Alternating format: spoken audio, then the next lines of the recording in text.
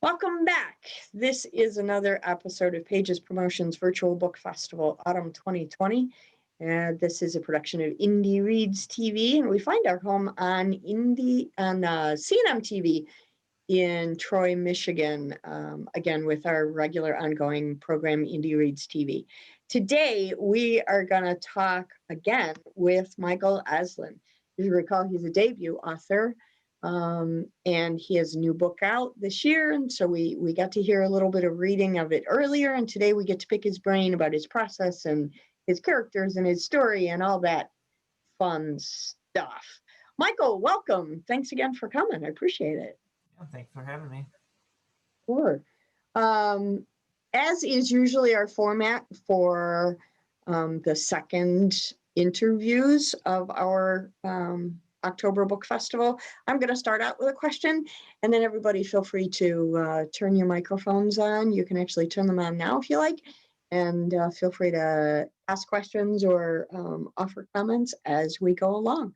This is nice and casual and comfortable. I like to keep it that way because, who wants to be stuffy? Not me. So, Michael, I'd like to start my question with this. My first question. You're a debut author. And I went to go visit your website today, and I noticed that as a debut author, I get the feeling you're still trying to find your footing for your website. So my question is, from a marketing standpoint, what are some of the hurdles that you've been running across as a debut author as you start to market, promote, advertise your work? I would say one of the most difficult things I've found, really being kind of an introverted person, is just doing a lot to put my stuff out there and kind of just keeping up with it. A lot of it really just kind of that like consistent, just making posts or any kind of updates and stuff like that. I found that that's been rather difficult for me, and I'm sure Is it just a matter of time, or is it a matter of you're not quite sure what to put out there, or is it a little bit of both? I'd say it's more a matter of not quite sure what to put out there. It's a little bit the time factor, but I'd say it's probably more to do with, not really sure what, I guess, people that really like to hear from me or any kind of thing like that. So it's just kind of really not done that much. It's always treacherous water for debut authors. We've all been there, and so we all know how that first book is kind of a, you're dipping your toes in the water to figure out what feels good and what doesn't, what works, what doesn't. So we've all experienced that. But I was just wondering, because we do have a lot of debut authors watching the program, if you had any suggestions about things that people might try or things that you'd like to try that you'd like to get feedback from the seasoned authors in our group today, maybe you have questions that you'd like to ask them specifically about the marketing part. I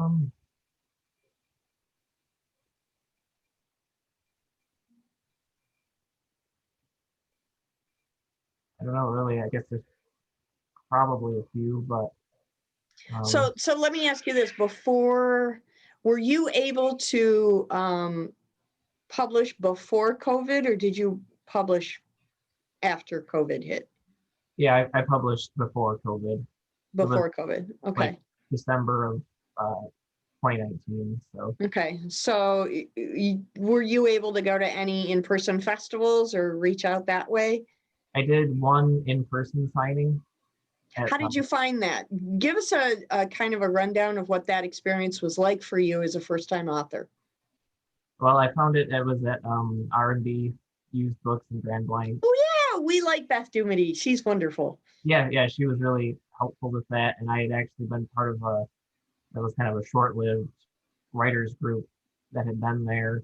So we'd also go book shopping there quite a bit too. So we'd known her pretty well, so she always kind of asked when we'd go in there, oh, how's your writing coming along and that kind of stuff. And then I told her that I was actually finally finished.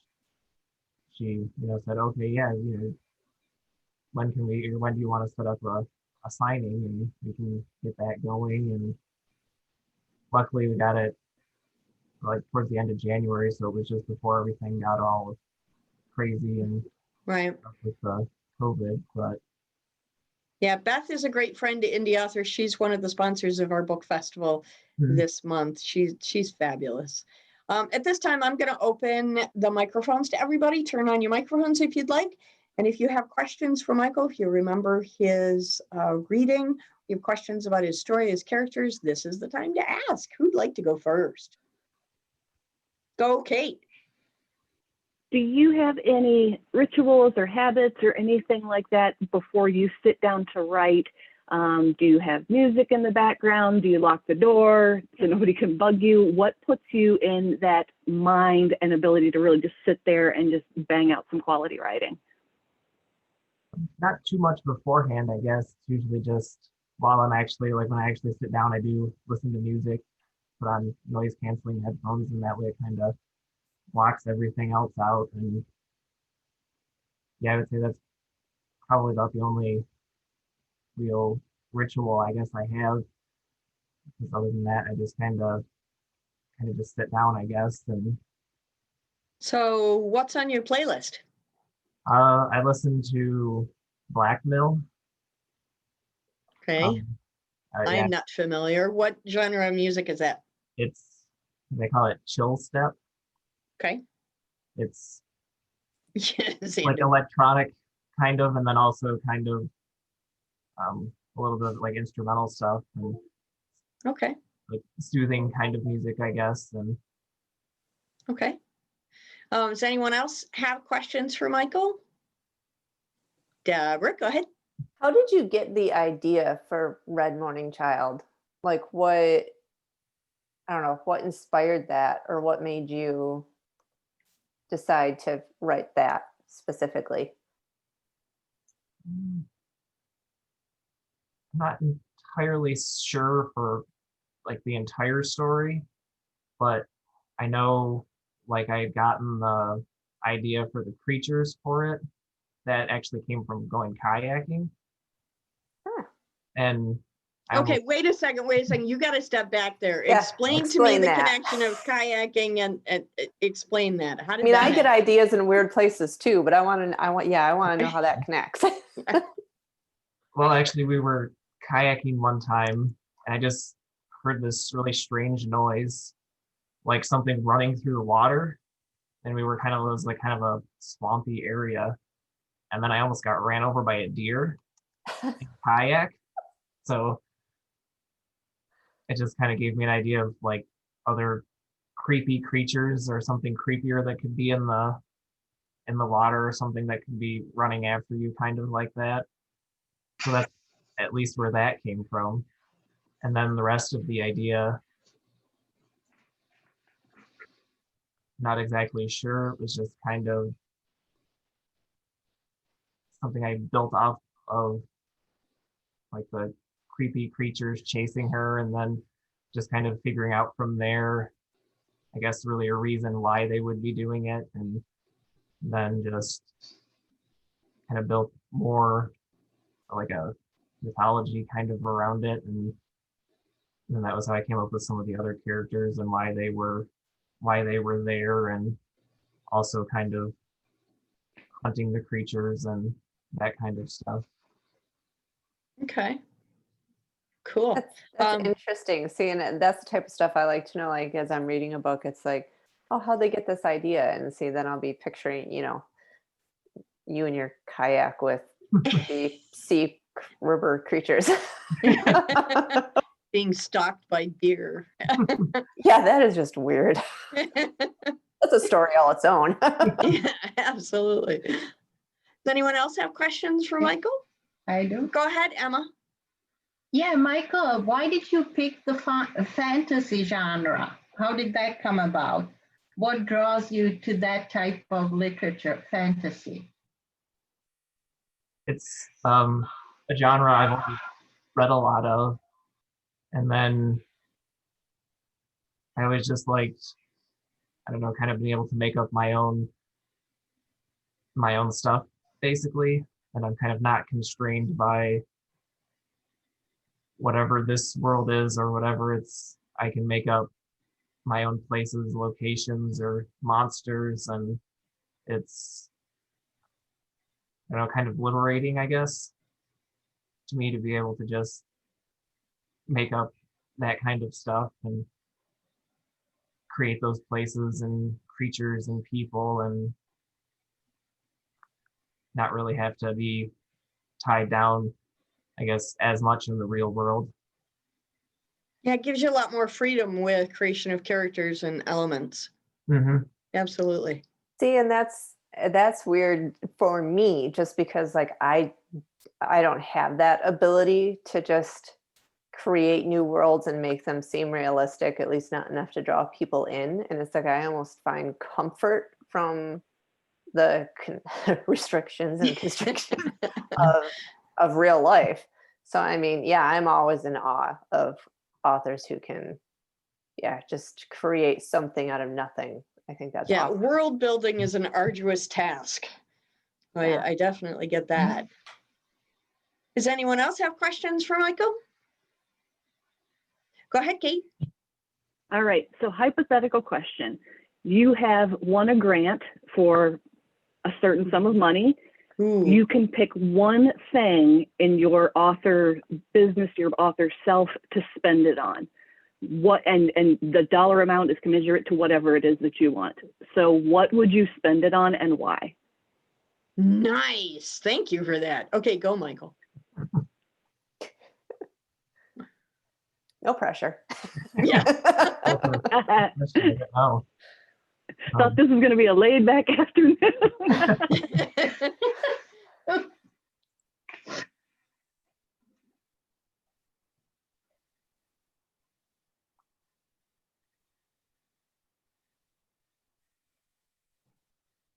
So you just got a top hat full of money. What do you spend it on to move your writing career forward? Go marketing. Yeah, well, Yeah. and quite honestly, I mean, and I can kind of understand why Michael might be a little stumped, because it's like when I first came out with mine, I wouldn't have known really what to do with it. I mean, right now, I would sit there and I would be like, I would, and just like for me personally, I would buy a whole bunch of my own books and give them away, like as like a promotional type thing. Here, read this. Here, contact, you know, here's how to contact me if you want to talk more about this, you know, and like, Please write a review. Here's a free book. yes, and that type of thing where it's like, I mean, my husband's constantly yelling at me about giving away books. So I have yeah, the same conversation with the authors that I edit. They get their books after it's been published and it's all finished, and they get it for the first time and they say, I'm going to give everybody I know a copy. And I have to say, no, stop, don't do that. Give them away. This is a career. So, yeah, there are so many things. Let's go around the room just for fun, because I find that an intriguing question, Kate. Thanks for offering it. Xander, what would you spend a top hat full of money on? I would get myself and somebody that could market for me so I could just create full time. I hate marketing. I hate having to do all that stuff. I'm a monster at creating. I'm a monster at world building. I want to just sit there and do that all day, every day, 24 hours a day. I don't want to sleep, and let somebody else handle making me money so I can just keep doing it, because that's the only reason I really want the money, is just so I can keep doing this, because I just want to just take this stuff and just go wee to the world, you know? Hey, Dave Kilgore, what about you? If somebody gave you a top hat full of money to move your writing career forward, what would you spend it on? Exactly what Xander said. That's easy. What about Emma? What do you think?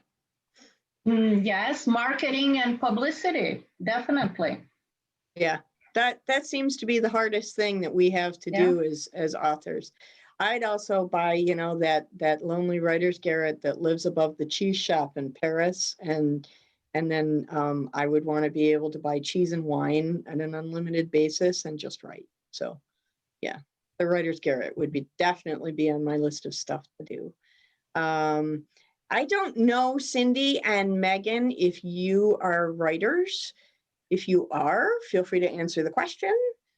If you aren't, that's okay too. Either of you? No? Okay. Does anyone else have questions for Michael?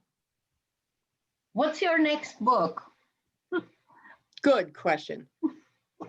The one I'm working on now, it's set in the same world, but it's actually following different characters. So is it a, would you call it the next in a series, or is it a new standalone but set in the same world? I'd say it's probably more of a standalone. Okay. They might come together eventually, but for now they're pretty well separated. So When do you anticipate you might be finished with that so we can look for it? it maybe in another year. Okay. Have you started it? Like, are you in process? Yeah, I've been working on it for a while now. I just look at a ways to go on it. Yeah. So one of the questions we always banter back and forth, are you a plotter or a pantser? I'm more of a pantser. Okay. Look at Kate and Deborah, you guys. I'm gonna convert all of you eventually. It's my goal in life. I'm gonna show you the wonder of the plot and yeah. It's my goal. My goal. Dave too. He's a pantser as well.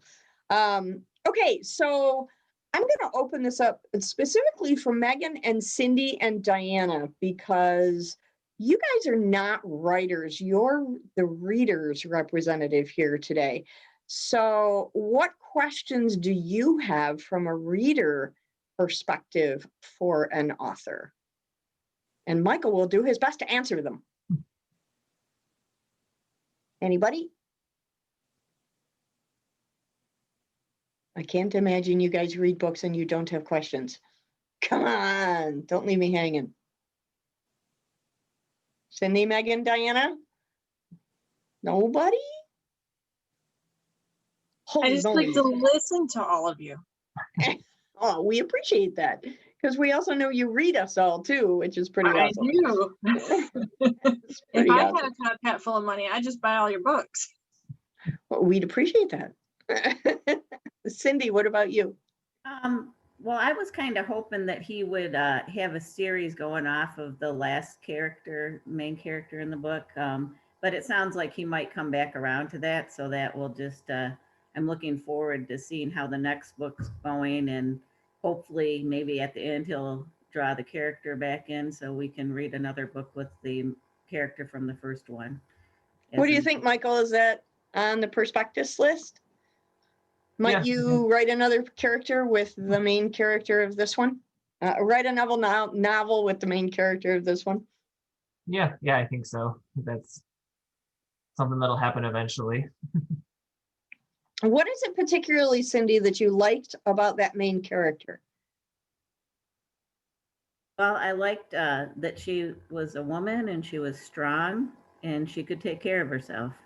And I thought that was kind of unique way to have the main character for your first book be. That was rather energizing for us women.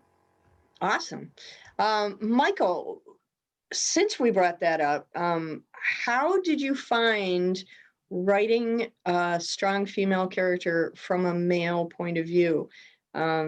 People ask me this all the time. The lead character in my romance novel is a man.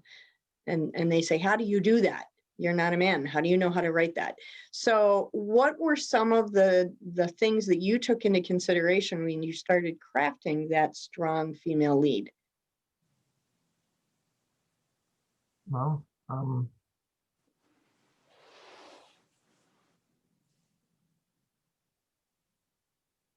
Is there someone in your life or that you've met that you've like kind of maybe based her off of, or was it just all just kind of like right there? yeah, I guess I don't really know of anyone that I necessarily based her off of. So this is the dream woman you have in your imagination that you'd like to spend your life with? don't know about that, but Yeah, again, no pressure, man. He thought this was going to be easy, and he's like probably sweating bullets.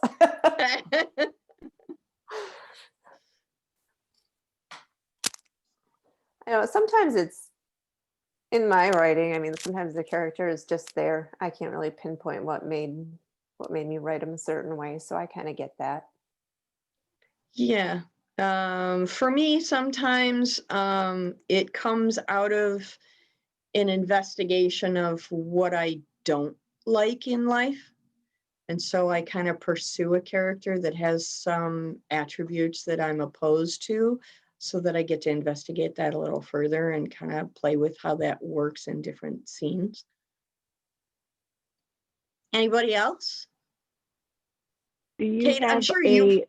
Yeah, go ahead. I'm sorry. You know, I know. you have an author or somebody in just the writing field in general that you really look up to? Somebody that's aspirational for you, or that has kind of given you the moxie to just go ahead and say, you know what, I can do this too?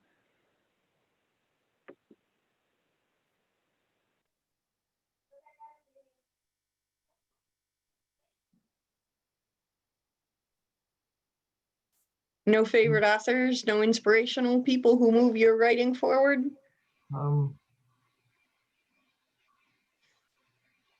say one that actually helped me a lot was somebody that I knew and had been in a writers group with. It's Doug Allen. Okay. He was, I mean, he's been writing for a very long time, and it's just, I think when I joined the writers group, just kind of having someone like him kind of tell me that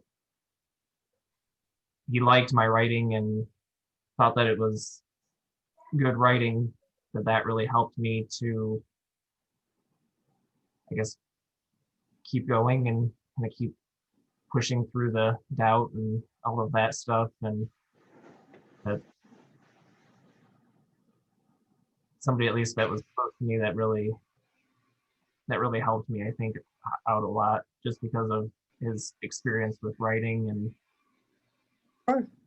As a debut author, how would you say, aside from what you just mentioned about the support that you get from the authors, aside from that, if an aspiring author came to you and said, why should I join a writing group?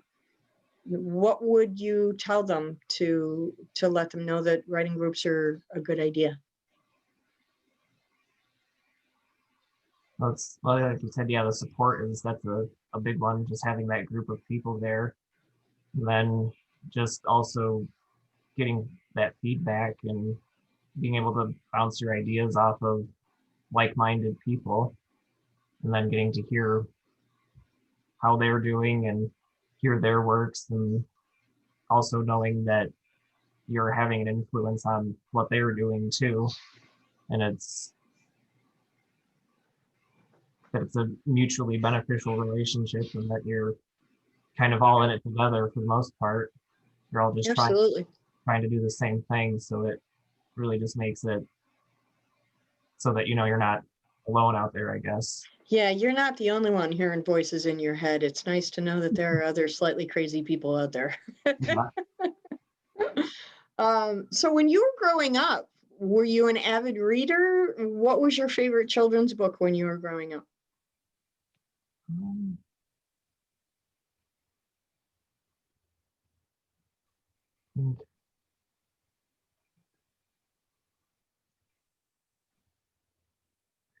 I like to read like Brian Jack's books.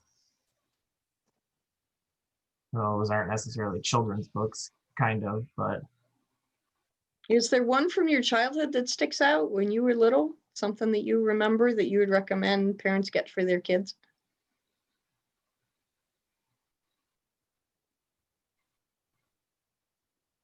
I think the one that I always had my grandma read to me was Lady and the Tramp. Excellent. But Excellent. other than that, I don't really remember any other ones. So Okay. See, I read so much as a kid that trying to just pull one out, people ask me Yeah. that, and I'm like, I well, there were so many. Yeah. And my go-to has always been Winnie the Pooh. Mhm. Because the characters in that are so diverse and they all have such different personalities that with my multiple access to multiple moods at multiple times of the day, I found Winnie the Pooh to be really cool for that. You could really connect to it, when I was little. What, Michael, who's your favorite author right now? Like, who do you like to read the most? You can say me, it's okay. Um, Like, is it someone in the same genre that you write, or is it just something completely different? These, I don't know, kind of. I'd say it's more urban fantasy, I guess, but I've been reading like a lot of Jim Butcher and the Dresden Files. Okay. Awesome. Big fan. Yeah. Yay, Big fan. Xander. Anybody else have questions for Michael? No? Okay, so imagine another universe where you've been writing for 20 years and finally you've achieved the notoriety of a Stephen King or a Dean Koontz or a Lee Child or a A. Milne, or pick your level of notoriety. When you're at that level of writing, how do you imagine your writing career to be a success? Like, what's the thing that's going to indicate to you that, okay, now I finally figured out how to do this. Now I finally figured out what being a successful author is. Well, I guess I always just kind of figured that if I could, when I could actually quit my day job, that would be my, I guess, at least right now, my indicator of my success as an author, if I was able to basically make a living of it and be able to do that full time. Yeah.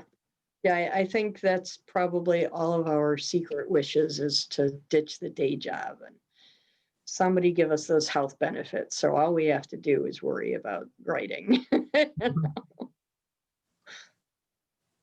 What is your day job? I work in quality control in a foundry. Oh, okay. Yeah, I think you've said that before. That Yeah. sounds familiar. Okay. Yeah. Making stuff with steel. Yeah. I remember when I was a kid, my dad worked for Ford. He was an engineer, and day camp in the Ford world is you got to go on a tour of the Rouge plant. Mhm. So I saw lots of molten steel and big ugly machines, and I was frightened. It was scary stuff. The year they decided to change it and give everybody a field trip to the zoo, I chose the zoo. But see, you could get so many story ideas from the big scary machines in molten whatever and others. I don't think I want to revisit that stuff. That's pretty frightening. Being 5 years old and looking at that, it's like, Well, imagine that environment that the Terminator was in, and then be 5. It's just overwhelming. Okay, yeah, if you're 5, I can kind of see it. That probably would have scarred me for life. Yeah. Any other questions for Michael before we wrap up our session this afternoon? No? Okay. Thanks everybody for coming out. I really appreciate your time. Michael, thank you. And we're really happy for your debut. I think it's very, very cool. And we look forward to your next book. It's definitely on my reading list, because when you read that piece the last time you were with us, definitely piqued my imagination. So you can be sure it's going to be on my winter reading list when I'm hibernating. Thank you everybody for coming. I do appreciate it. This has been Michael Asselin. And check out his book. We're going to post a link to it on Facebook so everybody can find him and support his writing. And Again, we'll be back later this evening for another episode of Pages Promotions Virtual Book Festival Autumn 2020. This craziness, we're doing it until the end of October. And then we're going to take a break and breathe. And then we're going to come back and do it again in February. So we really appreciate everybody coming out. This has been a production of Indie Reads TV. We find our home on CNM TV in Troy, Michigan. Thank you, everybody, for coming. Have a great afternoon.